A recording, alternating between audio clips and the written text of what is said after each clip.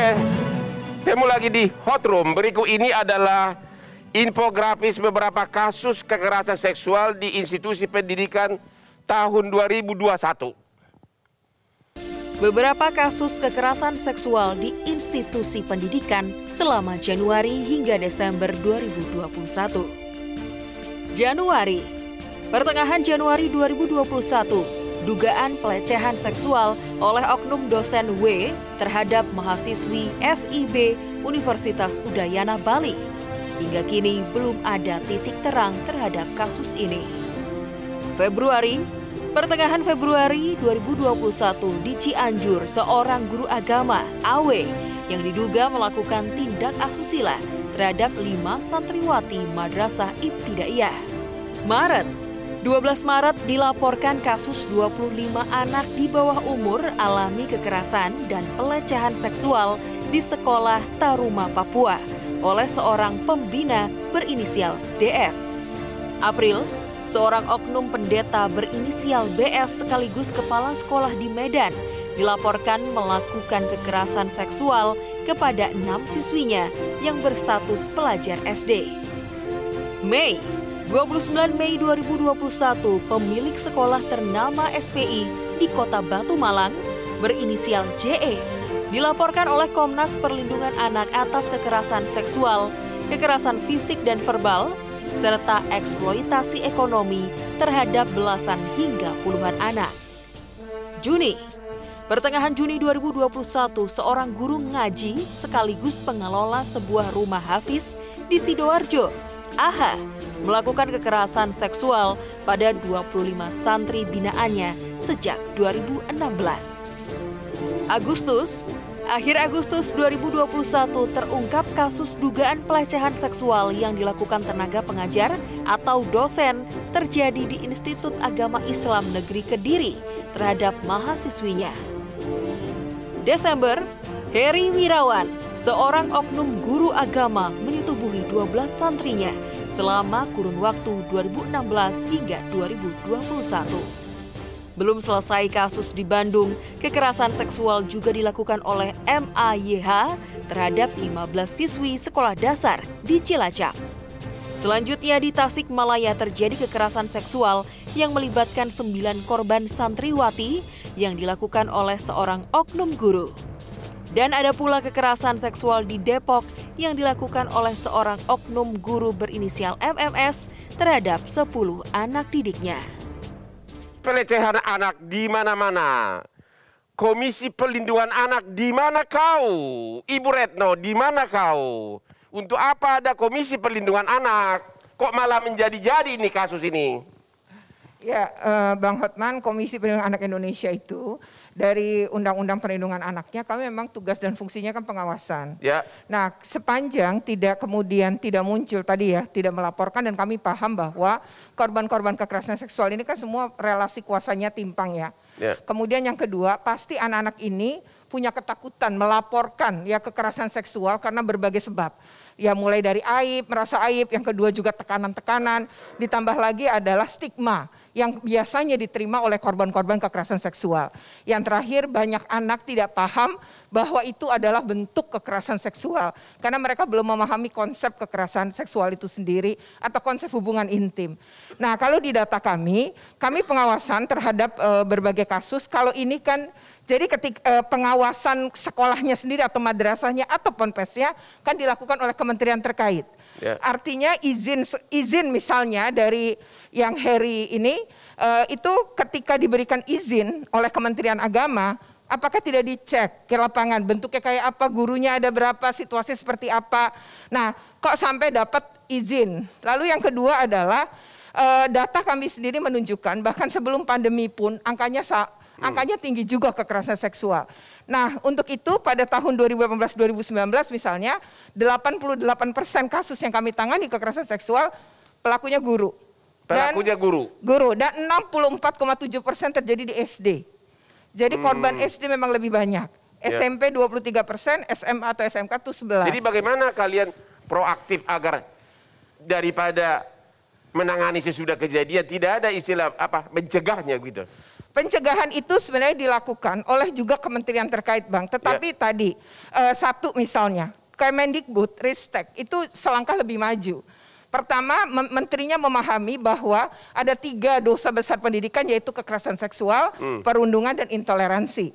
Lalu mereka punya peraturan untuk pencegahan, namanya Permendikbud, ya Permendikbud nomor 82 itu tahun yang jadi perdebatan terus tahun menerus itu. Enggak, Permendikbud 30 yang jadi perdebatan. Oh, perdebatan, ya. Nah, Permendikbud 82 tahun 2015 ini itu mengandung unsur semuanya ada, pencegahan, bentuk Satgas anti kekerasan. Lalu di situ ada sistem pengaduan. Bagaimana Satgasnya ada di mana? Kata Bapak ini udah 5 tahun itu yang di Bandung kok nggak ada yang sama sekali tidak tahu sampai ada bayi berapa bayinya? 8 bayi sudah lahir ya. Bang, ada yang sampai lahir 2 kali. Ya, Kementerian Agama nggak punya peraturan seperti Kemendikbud, Bang. Ya. Yang ada peraturan aja masih terjadi. Nah, Satgas yang di Kemendikbud atau bagaimana mereka membuat sampai penindakan, mulai dari pencabutan itu yang namanya sertifikat pendidiknya sampai kemudian mencabut juga dana bosnya, itu dimiliki oleh Kemendikbud. Tetapi Kemenak, ini kan sekolah di bawah Kemenak, tidak memiliki. Yang kurang tanggap di sini peraturannya Kemenak atau Kemendikbud atau lembaga yang Ibu pimpin? Yang mana nih? Saling menyalahkan atau gimana nih? Bukan sama sekali. Kami punya sinergi. Kami sendiri juga pengawasan untuk beberapa kasus kekerasan seksual. Tapi Ibu barusan bilang Kemenak nggak punya. Kemenak itu yang tidak memiliki, itu yang kita dorong, Bang. Karena kan untuk berarti membuat. Kemenak tidak punya memang? Tidak memiliki. Berarti dia gagal? Artinya ini membuat anak-anak tidak terlindungi. Artinya Kemenak nggak punya, berarti dia memang ada kelemahannya begitu? Dia punya kelemahan dan disitulah kita dorong untuk punya karena sistemnya jadi tidak melindungi anak-anak yang berada di sekolah-sekolah di bawah Kemenak. Kesimpulannya, kegagalan ini semua malah meningkat kegagalannya di lembaga yang Ibu pimpin, di Kemenak atau di Kemendikbud. Coba dulu jawab, salah atau tiga-tiganya gagal? Pertama, saya bukan ketua dari KPAI ya. Yang kedua, saya salah satu komisioner. Yang kedua, kalau ini terjadi kegagalannya pada pengawasan. Pengawasan oleh kementerian terkait terhadap sekolah-sekolah. Yaitu siapa? Ya kalau kasus Heri ada di bawah Kemenak. Jadi menurut Ibu pengawasan Kementerian Keagamaan gagal? Bukan hanya gagal, ini selain kontrolnya lemah, ya memang jadi bisa dikatakan Ibu Retno, gagal. Kementerian Keagamaan gagal dan lemah. Lemah, gagal dalam melindungi. Terima kasih. Dalam melindungi anak-anak ya. Terima kasih. Ibu Andi, modusnya gimana? Modusnya gimana selama ini kasus-kasus kekerasan seksual ini? Bisa Ibu terasa modusnya bagaimana? Baik Bang Hotman, kalau di Komisi Nasional... Misalnya di Bandung masalah ekonomi, orang-orang miskin. Kalau di tempat lain gimana? Ya Bang Hotman, kalau di Komisi Nasional Anti Kekerasan Terhadap Perempuan, fokus kami tentunya adalah perempuan dewasa. Artinya yang sudah di atas 18 tahun. Tadi kalau kita lihat... Tadi yang kita lihat adalah memang sama seperti Kementerian Pemberdayaan Perempuan dan Perlindungan Anak. Yang paling banyak itu usianya 25 tahun sampai 45 tahun. Ini memang masa... perempuan muda gitu ya. Kalau sementara untuk anak itu memang usianya 12 sampai 17 tahun. Nah, kalau kita lihat dari pola kekerasannya, tapi kami saya mau bilang, tapi kami juga tidak menolak jika ada pengaduan kasus kekerasan yang dilakukan terhadap anak perempuan. Biasa yang kami lakukan adalah berkoordinasi dengan KPAI. Jadi spesialisasi lembagamu adalah perempuan dewasa, tapi karena biasanya lembaga perlindungan untuk perempuan atau pendamping untuk perempuan itu juga menyediakan pendampingan untuk anak. Jadi kasusnya juga bertumpuk begitu. Nah, kalau kita lihat pada perempuan yang dewasa, bentuknya jauh lebih beragam. Dan itu bisa karena persoalan ekonomi sebagai pemicunya, karena konflik misalnya, karena posisi dia lemah sebagai tahanan misalnya, atau anggota keluarga dari tahanan yang laki-laki, itu juga mungkin, atau yang lainnya. Nah, untuk anak itu seringkali memang kasus kekerasan seksualnya adalah bentuknya sebetulnya perkosaan. Persoalan kita adalah KUHP kita membedakan antara perkosaan, persetubuhan, dan pencabulan. Kadang-kadang penggunaan kata oleh teman-teman ini juga karena nggak tega bilang anaknya diperkosa. Jadi bilangnya anaknya dicabuli. Padahal kita tahu ya Bang ya, akibatnya kan pidananya jadi berbeda ancamannya gitu. Nah, kalau kita lihat kenapa bisa? Banyak yang keliru Bang. Dipikir kalau anak jadi korban pasti pedofil. Padahal belum tentu. dia belum tentu punya orientasi seksual pada anak. Persoalan dia adalah dia punya kuasa pada anak itu. Dia bisa mengekspresikan bagaimana dia mengobjektifikasi anak sebagai objek seksual dia, bukan karena dia punya ketertarikan pada anak, tetapi karena itu ada ruang kuasa yang penuh yang bisa dia pegang.